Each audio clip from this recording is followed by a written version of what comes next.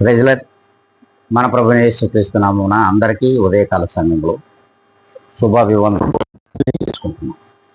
ఈ దినం దేవుడు మనకిచ్చినటువంటి గొప్ప వాగ్దానము, అది మార్కు శుభవార్త 11వ అధ్యాయము 24వ లేఖనాన్ని మనము ఒక్కసారి చదువుకుందాం. ప్రార్థన చేయనప్పుడల్లా మీరు అడుగు వాటినెల్లా పొంది ఉన్నామని నమ్ముడి. అవును, ప్రభులు వారే స్పష్టంగా మనతో మాట్లాడుతూ ఉన్నాడు. ఎప్పుడైతే మన ప్రార్థన పూర్ణ ఆత్మతోనూ పూర్ణ మనస్సుతో మనం చేస్తామో, అట్టి ప్రార్థనలో దేవుణ్ణి మనం ఏదైతే అడుగుతూ ఉన్నామో దానిని తప్పకుండా దేవాతి దేవుడు దయచేస్తాడు. మరి ఇలా అడిగే వాళ్ళు ఎంతమంది?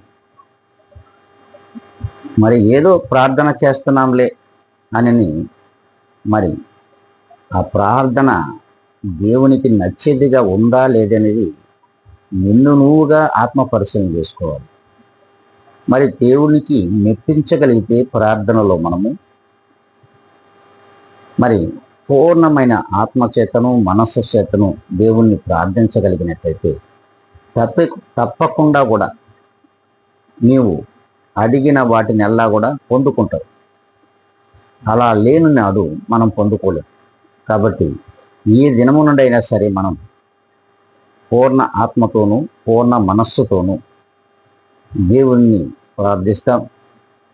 అలాగే మనము అడిగే వాటినన్నిటిని కూడా మనం పొందుకుందాం అనుకుంటే అందరం కూడా తలలు వంచుకుందాం, కళ్ళు మూసుకుందాం, ప్రార్థనలోకి వెళ్దాం. పరిశుద్ధుడా, ప్రేమ స్వరూపి, నీ ఘనమైన నామమునకు ఎనలేని కృతజ్ఞత స్తుతి స్తోత్రములు సమర్పించుకుంటూ ఉన్నాం.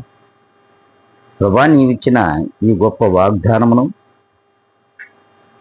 నీవనైనా ఛానల్ను వీక్షించుతున్న ప్రతి ఒక్కరిలోనూ మాలోనూ ఫలింపచేయమని క్రీస్తు యేసు నామమున అడిగి వేడుకొని ప్రార్థిస్తున్నాను మా తండ్రి. ఆమేన్.